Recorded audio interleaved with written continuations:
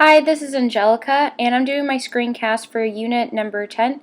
And I'm gonna go over my weather observation from March 24th to the 28th of March, which was Saturday. So I had to change my location due to just moving, and so I'm now located in town, which is about 6 miles difference from where my original location or observation of weather was, which was down in the middle of Farmers Loop Road. Now I'm currently in town, so I'll get different observations. So for one of the main reasons why I'll get different observation is just the level of elevation where my original observation site was. I was up more in the hills, and now I'm located in town where there are a lot more buildings compared to trees at my older observation station. The buildings definitely block a lot of the heat, and where I set my thermometer, I definitely put it in a safe area, so that meant it was in the shade majority of the time.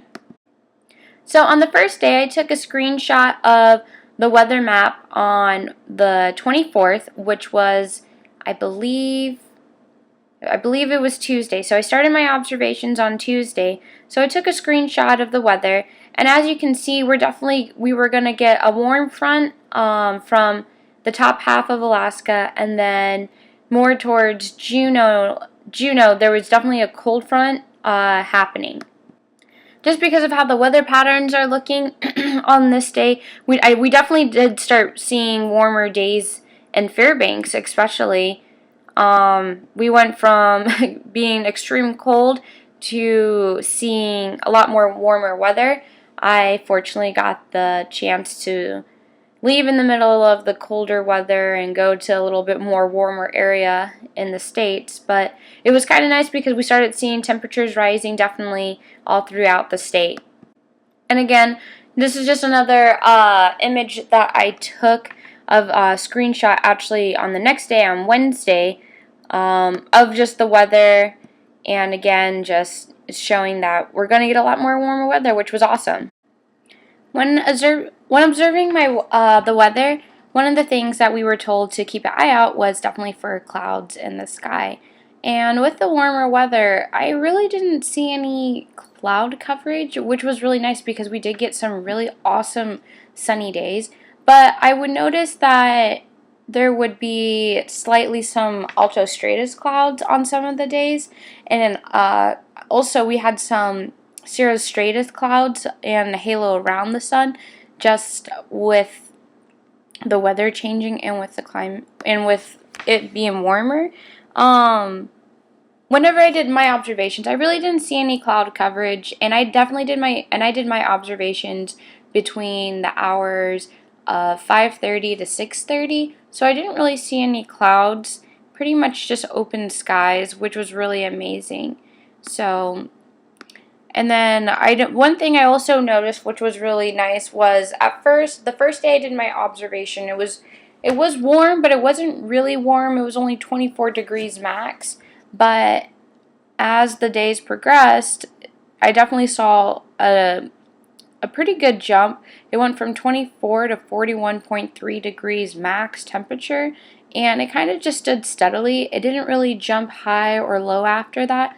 It's kind of stood pretty steady so far, and that's been really nice as well, and making my observations a little bit nicer. A little bit slipperier, but nicer for the most part, which was awesome. Again, with one of the graphs provided by Professor Collins was definitely one of the graphs was showing our temperature, and even on this graph we can see where it's, on the first day it's about 20, I would say about 27, 28 degrees, and you definitely see a jump with the lows getting down to about I would say 5 at night. But as the days progressed, we definitely saw a lot warmer days, not only during the day, but definitely at night.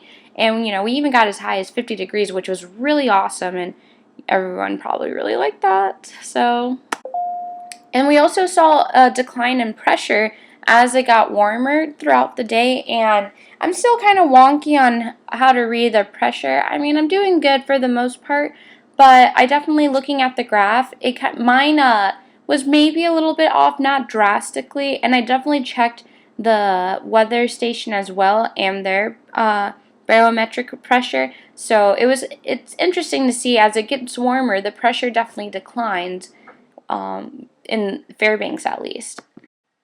With the pressure dropping and the temperatures rising, we definitely saw an increase in humidity. According to this graph, again provided by Professor Collins, me personally, I couldn't really tell with humidity. It didn't really snow. There was no real precipitation, so I thought there wasn't any humidity. And I guess if I would have done my math, I could have definitely figured out the humidity and that there was some in the air, definitely. Again, I did my observation in town. So in my area, there's a lot of buildings. There's a lot of trees too, and I couldn't really tell if there was any wind or not. I did notice that there was some wind, and you could definitely feel at night the temperature felt a little bit more like there was a chill. So there was definitely a wind chill factor, but I couldn't really tell. It really didn't have any effect on the temperature, I felt like.